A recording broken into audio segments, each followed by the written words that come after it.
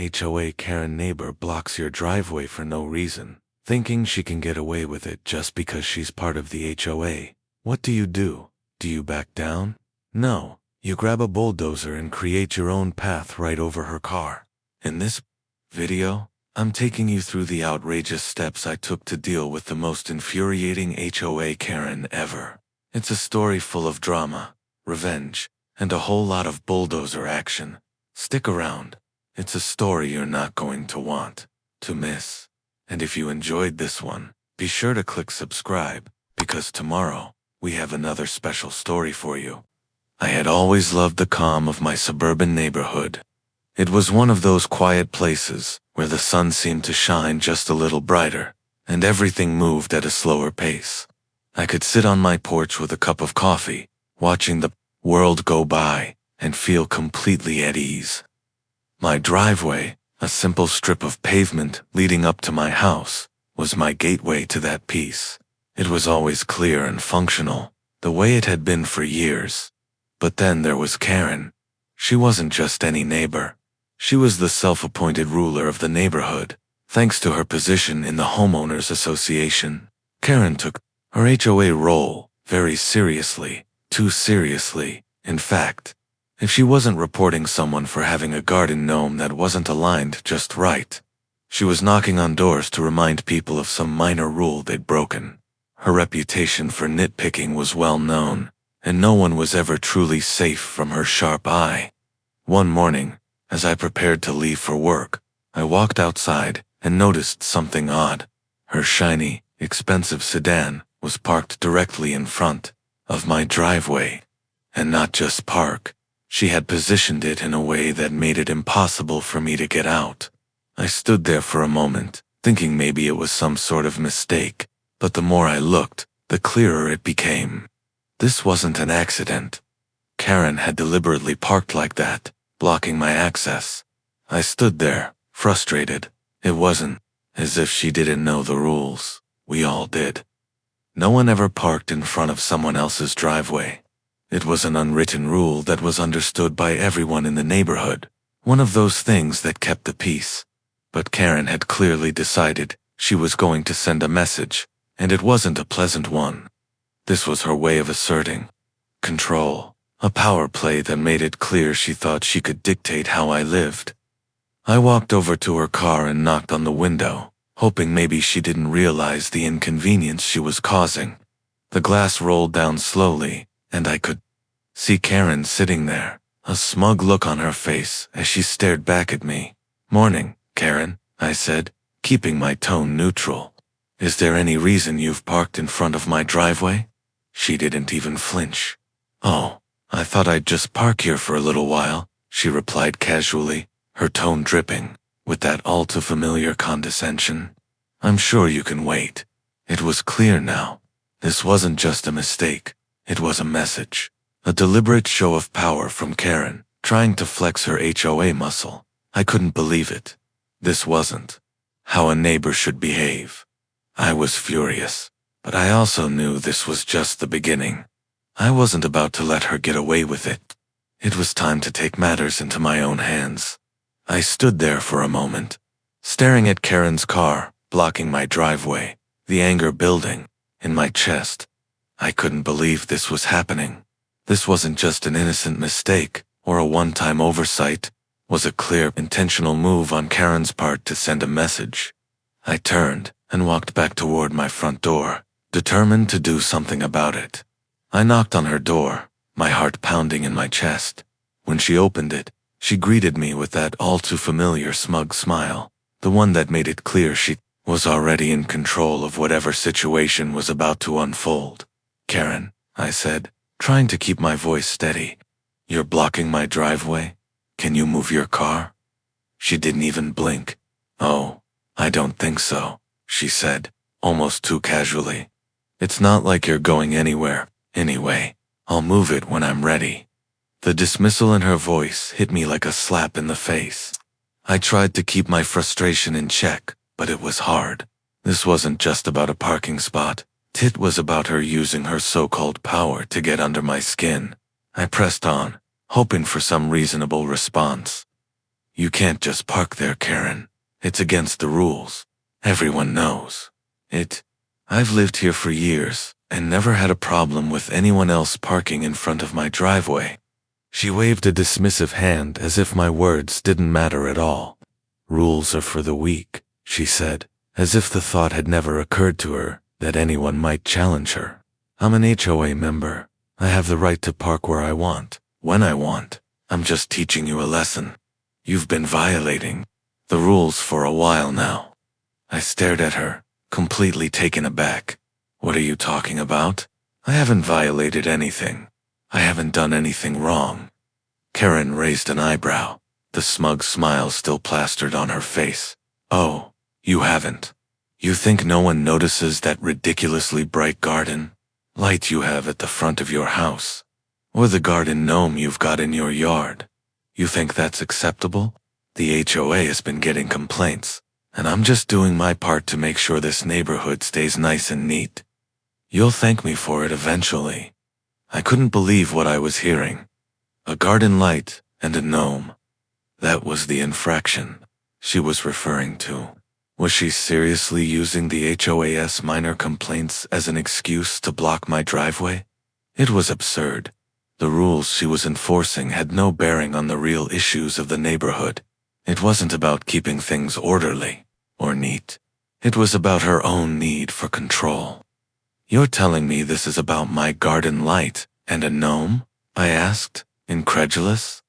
Karen crossed her arms and nodded, clearly enjoying the power she had over me. It's about the principle of the thing. I'm just making sure people follow the rules. You need to respect the HOA and its authority. People like you need to learn that. Her words hit me harder than I wanted to admit.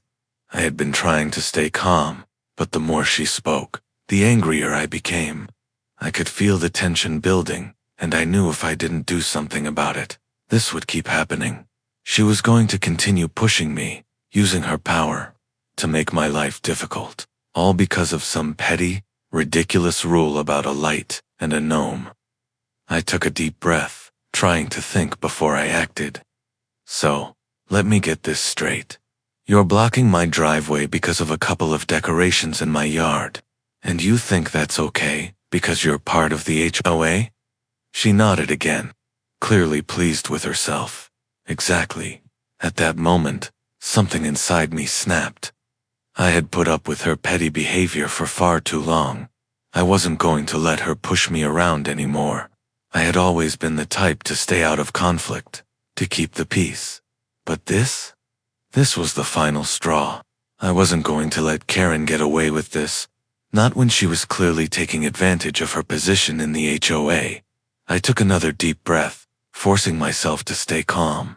Karen, this is the last time I'm going to ask. Move your car. She smiled again, that same smug smile. You'll just have to wait until I'm ready. Like I said, I'm teaching you a lesson. That was it. The idea of retaliation started to form in my mind, sharp and clear. She wasn't going to move her car. She wasn't going to back down. So why should I? If she thought she could control me, then I'd show her that I could play the game just as well as she could, if not better. Fine, I said, my voice low and steady. If you want to play it this way, I'll play along. Karen looked at me, confused by my change in tone.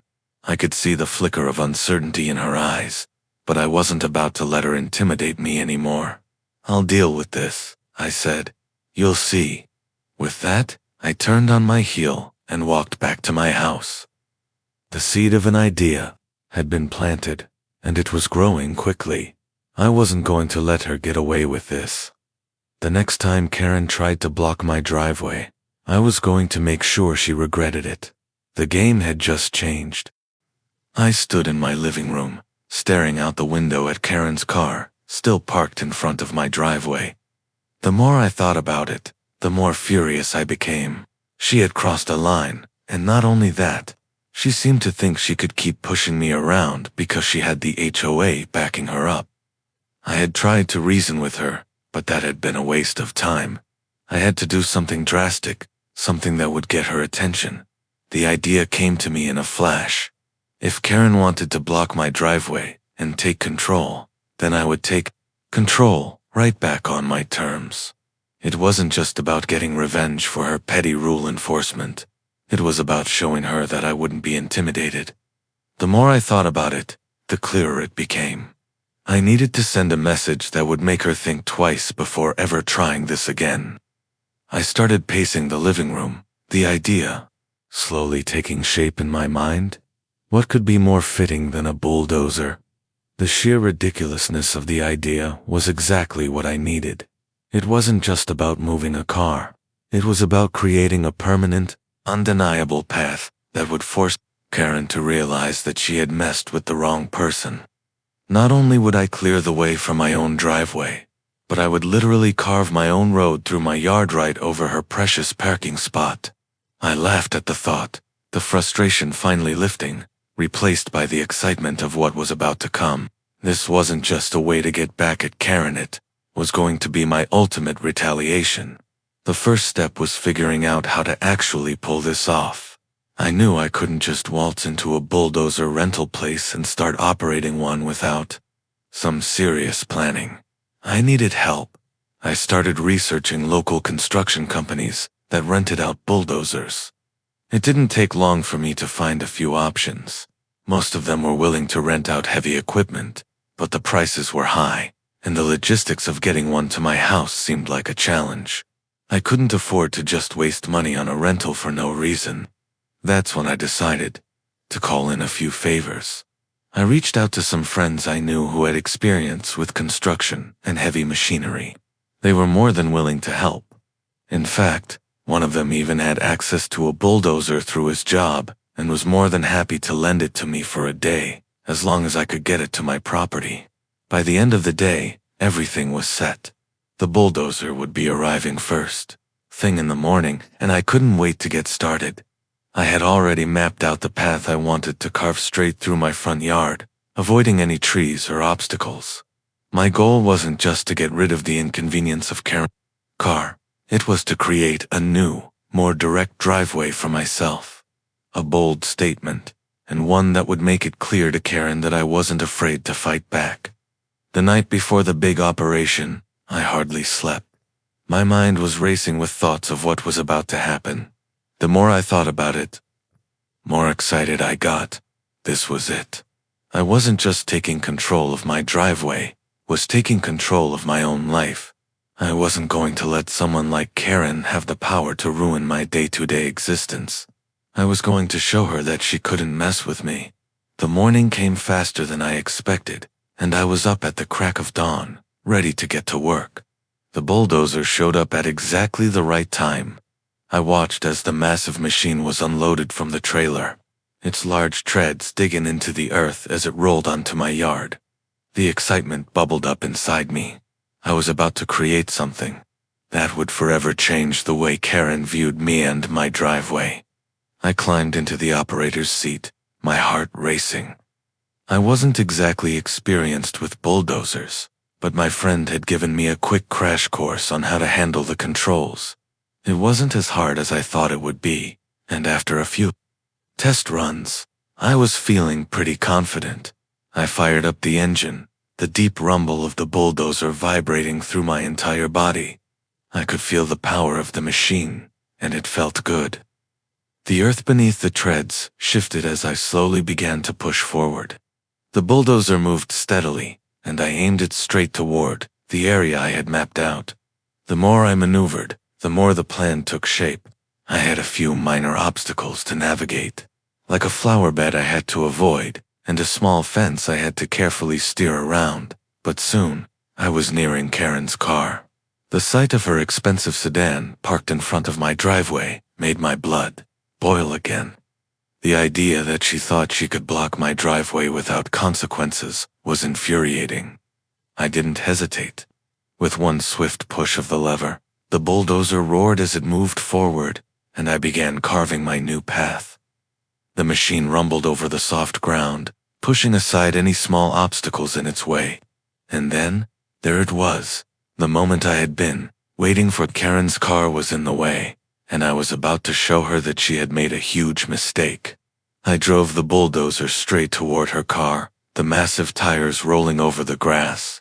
I could see the headlights of the car, and as I neared, I could practically hear the sound of Karen's complaints. But I wasn't worried. This was my moment of triumph. With one final push, I made sure the path was complete, no more blocking my driveway, no more Karen's petty rules. I didn't just move her car. I made my own way, one that would last. This was my personal statement, a clear mark of defiance, and Karen would have to live with the consequences. The day of the bulldozer showdown finally arrived, and I woke up with a sense of anticipation that I hadn't felt in a long time. The air was cool, and the sun was just beginning to rise as I stepped outside. The early morning light bathed the neighborhood in a soft glow, making everything look deceptively peaceful. But underneath that calm exterior, I was ready for war. I had already planned the operation down to the smallest detail.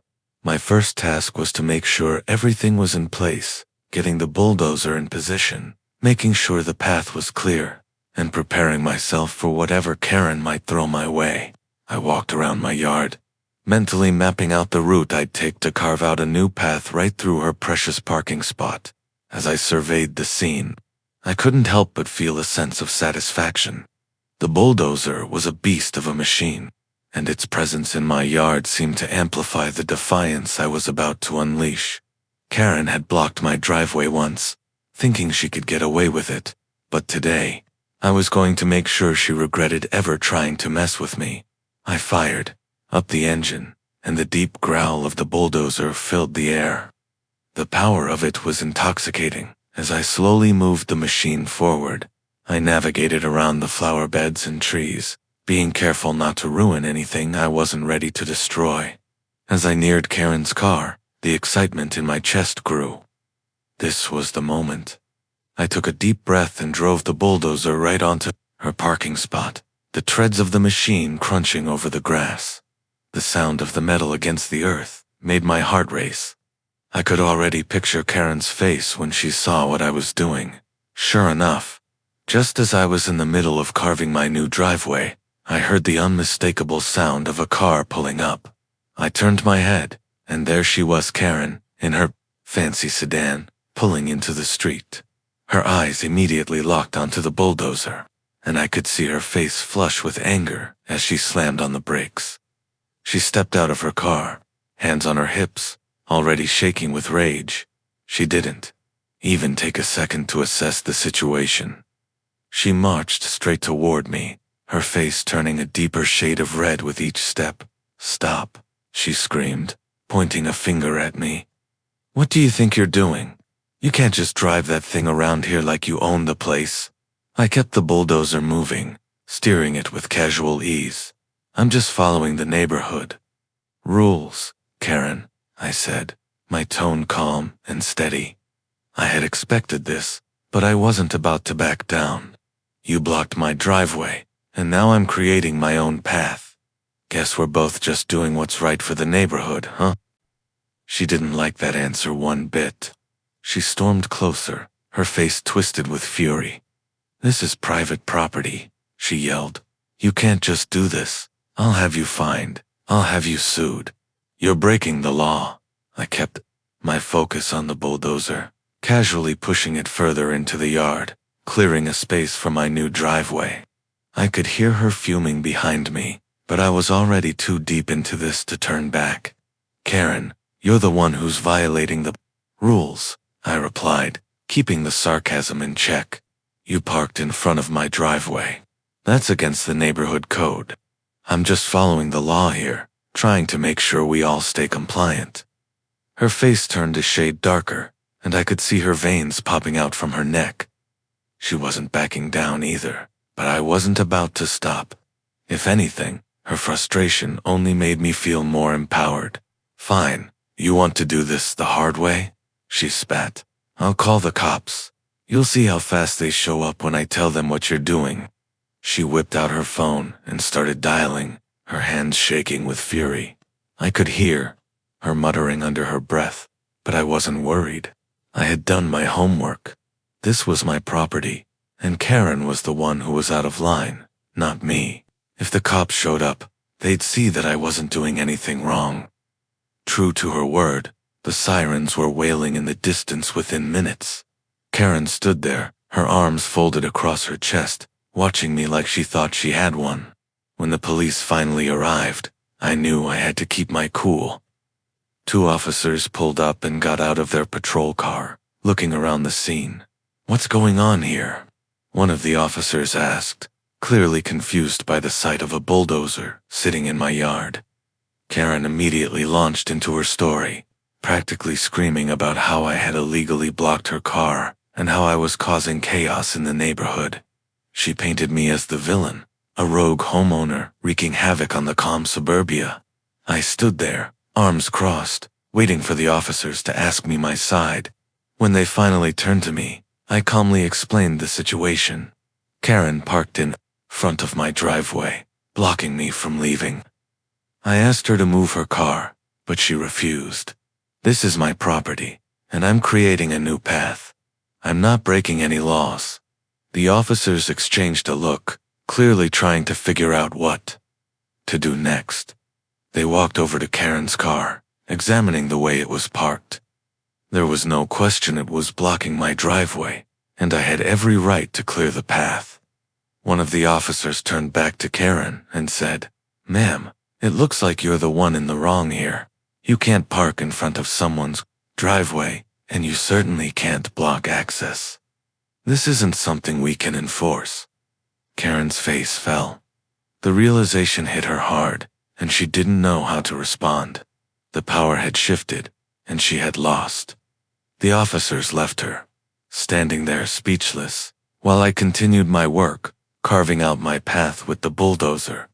I could see Karen fuming, but she had nothing left. Her anger boiled over, but there was no one to support her now. The sheer audacity of what I had done had caused her to lose control. It was over. As the bulldozer finished its work, I sat back. For a moment, watching the mess I had made, my new path, my new driveway, and the look of defeat on Karen's face. I had one. The bulldozer sat idling in my yard as I took a step back and surveyed my work. The new path stretched out before me, a clear, permanent route to my driveway that no longer required me to navigate around Karen's parked car. The once driveway was now a memory, replaced by a smooth, open passage that led directly to my front door. I ran my hand across the rough dirt and gravel that marked the new trail, and a sense of satisfaction washed over me. I had taken control, and now my home was exactly the way it should, be accessible and free of the nuisance Karen had created. The work was done, and it wasn't just a temporary fix. This new path was here to stay, but the battle was far from over. I knew Karen wouldn't take this loss lying down. As expected, the very next day, the HOA board caught wind of the commotion. Rumors had spread quickly, and before long, the board was holding an emergency meeting to discuss my actions. I couldn't help but feel a twinge of amusement. Carefully constructed image of herself as the neighborhood enforcer had crumbled in front of everyone, and now she was scrambling to find a way to regain her influence. The HOA's reaction wasn't surprising. They tried to back Karen up at first, claiming that her position on the board gave her the right to enforce certain rules. But the public spectacle of me driving a bulldozer through my yard had made it impossible to ignore the truth. Karen had overstepped, and her attempts to manipulate the situation had only made things worse. As word spread about her unreasonable behavior, more and more neighbors began speaking out against her. They were tired of her petty rule enforcement and her tendency to make everyone's life more difficult for the sake of control. The HOA board had no choice but to get involved. They were forced to reevaluate their stance on Karen's actions, and after much deliberation, they reluctantly backed down from supporting her. The neighborhood had spoken, and even the HOA couldn't ignore the growing dissatisfaction with Karen's reign of terror. The rules were still in place, but now there was a more balanced approach. Karen's influence had been dramatically reduced, and the board was finally starting to see things from a more reasonable perspective. As for Karen, The fallout from the whole situation was swift and unforgiving. The sense of power she had once enjoyed, her ability to make others fear her, was gone. She was no longer the untouchable HOA queen. Her face had turned pale as the weight of her defeat set in. I could practically see the realization hit her as the neighbors, who once cowered in fear of her, now rallied around me. I had taught her a lesson she wouldn't soon forget. Her attempts to enforce minor, ridiculous rules had only backfired. Instead of getting me to comply, she had forced me to take matters into my own hands, and I had won. Karen's humiliation didn't stop there. She had tried to intimidate me, tried to use the HOA to bully me into submission. But now she was the one on the receiving end of a lesson in humility. She was forced to retreat from her self-appointed position of power, and slowly but surely, the once feared HOA member became just another face in the crowd. No longer was she the leader of the neighborhood, the one everyone feared and respected. Now, she was the one people pitied, the one who had lost control. Life slowly returned to normal. My new driveway became a point of pride, a symbol of my refusal to be intimidated. Every time I drove down that path, I couldn't help but smile. It wasn't just a functional route to my home. It was a reminder of what had happened, a reminder that I had taken a stand and reclaimed my peace. The neighborhood, once tense and divided over Karen's constant nitpicking, began to settle into a more relaxed, friendly atmosphere. People were no longer afraid to speak up when something didn't seem right. They had seen what happened when someone stood up to Karen, and they weren't afraid to follow suit. As for Karen, she faded into the background. She had no more power over the neighborhood, and no one took her seriously anymore. The whispers of her defeat followed her wherever she went. I caught glimpses of her from time to time, walking down the street with her head down, avoiding eye contact with anyone. She had lost not just her influence, but her sense of self-importance. In the end, I had reclaimed my peace. My home was my sanctuary again, and I didn't have to worry about Karen or anyone else trying to control how I lived. I had sent a clear message, not just to her, but to the entire neighborhood. Don't mess with someone's driveway. The battle was over, and I had emerged victorious. The days of Karen's petty rule enforcement were behind us, and I could finally enjoy my home without the constant fear of being micromanaged. And so, life went on. The bulldozer had done its job, not just in carving a path through the earth, but in carving a path for me to stand up for what was right. The neighborhood was free from Karen's reign, and we all lived a little more peacefully because of it.